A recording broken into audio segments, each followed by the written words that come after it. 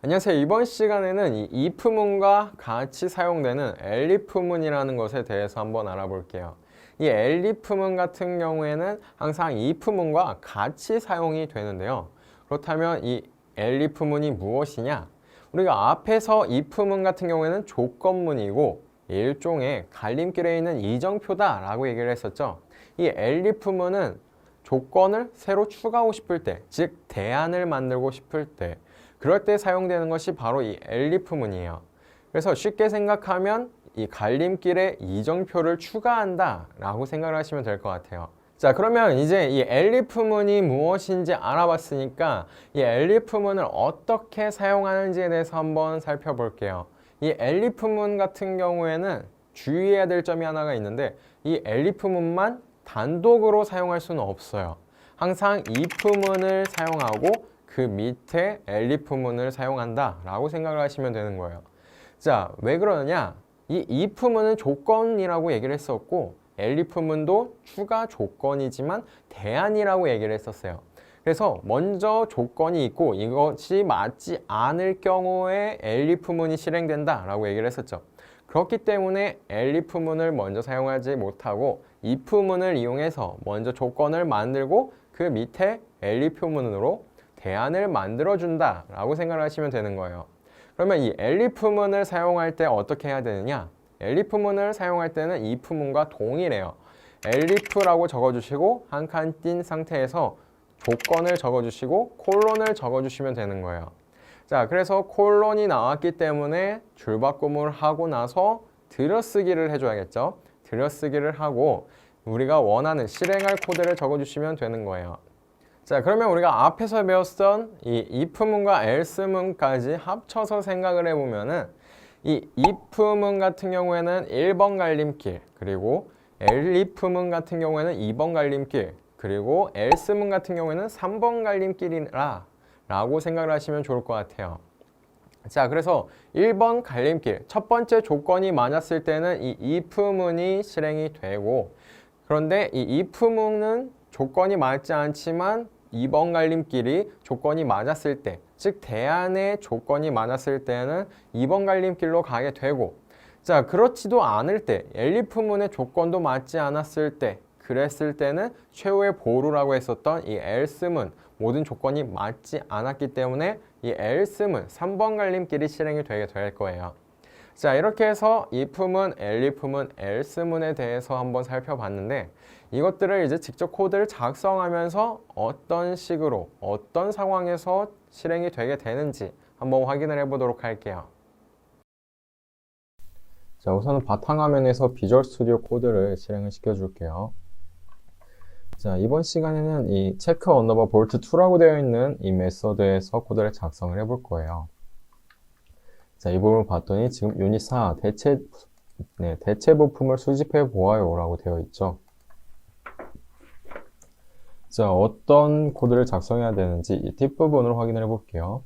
볼트라는 변수와 볼트 언더바 100이라는 이런 변수를 이용해서 만약 볼트라는 변수의 값이 3 또는 5라면 볼트 언더바 100이라는 이런 변수의 값을 1을 더해 보라고 되어 있어요.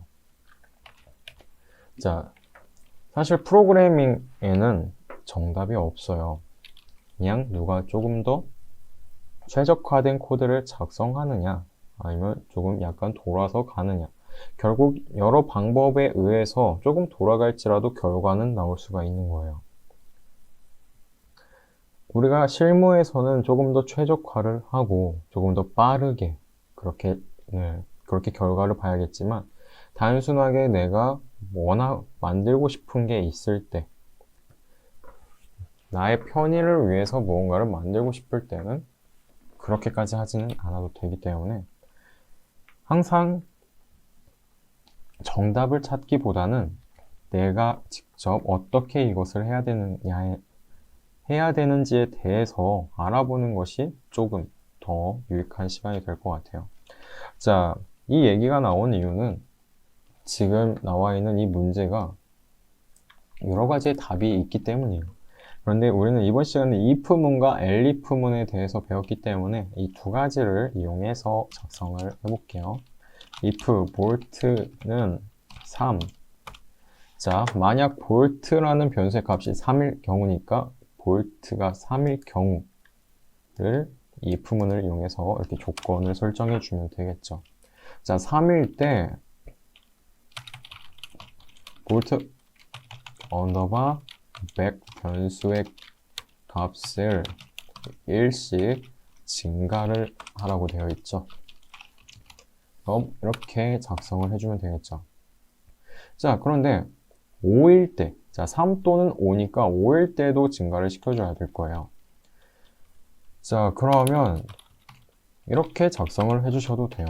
if 볼트가 5일 경우 볼트 언더바 100은 볼트 언더바 100 플러스 1.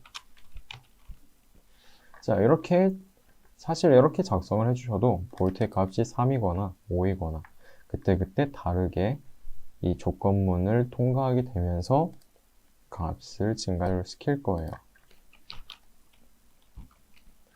자, 그런데 여기서 원하는 정답은 이렇게 if문 밑에 elif문이 나오게 되는 걸 거예요. 자, 왜냐하면 이 if문이 이렇게 두 개가 나와 있다고 한다면 먼저 나와 있는 이 코드는 위에서 아래로 실행이 되기 때문에 먼저 나와 있는 이 if문을 체크를 할 거예요. 그런데 간혹 이 위에 있는 if문의 조건도 충족을 하는데 밑에 있는 조건문도 충족을 하는 경우가 있어요.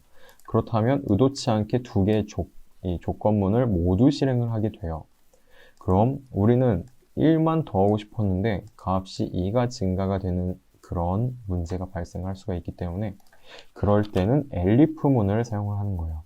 나는 여러 개의 조건 중에 무조건 하나만 실행을 시키고 싶다 라고 할 때 이럴 때 elif문을 사용한다 라고 생각하시면 돼요.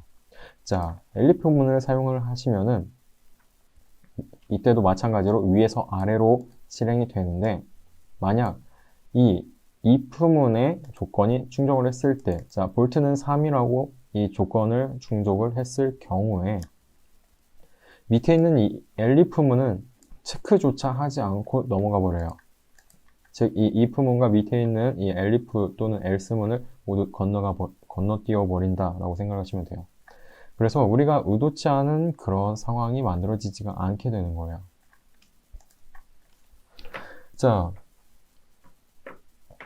그래서 사실 이 if문과 elif문을 이용할 때는 약간 헷갈리는 부분들이 있을 수도 있어요.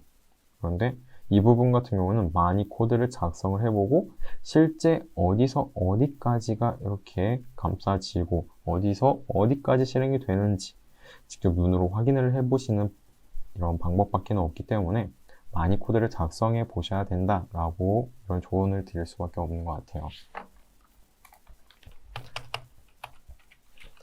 또 이런 부분에 대해서 이론적으로 일일이 이 구문들을 확인해 보면서 이렇게 설명을 하시는 분들도 있을 텐데 네, 그렇게 이론적인 부분만 보고 막상 실무 또는 작업을 했을 때 내가 원하는 이 프로젝트를 만들기 위해서 작업을 했을 때 실수를 하는 부분들이 되게 많기 때문에 직접 이 if문 안에 또 if문을 이런 식으로 만들어도 보고 하면서 어디서 어디까지가 실행이 되는 건지를 직접 확인을 해 보시는 게 좋다라고 말씀을 드리고 싶어요. 자, 결론적으로는 일단 이번 시간에 이 if문과 elif문 코드를 작성을 했어요. 그런데 맨 처음에 제가 이번 시간 맨 처음에 시작이 되었을 때 말씀드렸다시피 이 코드를 작성할 때 정답은 없어요. 그래서 사실 이 코드도 볼트는 3 or 볼트는 5라고 조건을 주셔도 돼요. 자, 조건을 줄 때 이 or라는 이런 키워드를 이용을 하면은 왼쪽 또는 오른쪽이라는 이런 조건이 되는 거예요. 자, 왼쪽이 참이거나 오른쪽이 참일 때는 참이다. 즉 둘 중 하나라도 참이면 참이 되는 거예요. 즉, 여러 개의 조건 중에 하나라도 참인 경우를 찾고 싶을 때인 거죠. 이런 식으로 조건을 더 추가할 수도 있어요. 또 다른 키워드로는 and라는 키워드가 있어요. 이 and 키워드 같은 경우에는 자, 볼트의 값이 3이고 그리고 볼트의 값이 5이고 그리고 볼트의 값이 7일 경우, 즉 볼트라는 변수의 값이 3, 5, 7이 모두 해당될 경우에만 이 조건문을 실행을 해라 라는 뜻이 되게 되는 거예요. 그래서 and 같은 경우에는 이 왼쪽 오른쪽이 모두 true일 경우, 그랬을 때만 true로 만들어라, 즉 그리고라는 뜻이 되는 거예요. 그래서 이런 and 키워드나 or 키워드를 이용하면 if문 하나만으로도 이 코드를 만들 수가 있게 되겠죠. 네, 아무튼 결과적으로는 이번 시간은 if문과 elif문을 이용해서 만들어 봤으니까 이제 실행을 해서 한번 확인을 해 보도록 할게요. 자, 봤더니 사이즈에 상관없이 볼트를 모아오라고 하고 있네요. 자, 3mm 볼트, 5mm 볼트, 너트만 아니면은 지금 볼트의 수량이 증가를 했죠. 자, A키를 눌러서 돌박사한테 다시 말을 걸었더니 퀘스트가 완료가 되었어요. 자, 이렇게 퀘스트를 받을 수가 있고 또 퀘스트가 완료가 되셨다라고 하신다면 이번 시간에 필요한 이 if문과 elif문에 대한 코드는 모두 제대로 작성을 하셨다고 생각을 하셔도 좋을 것 같아요. 자, 다음 시간에는 이 포문이라고 하는 반복문에 대해서 한번 알아보도록 해볼게요.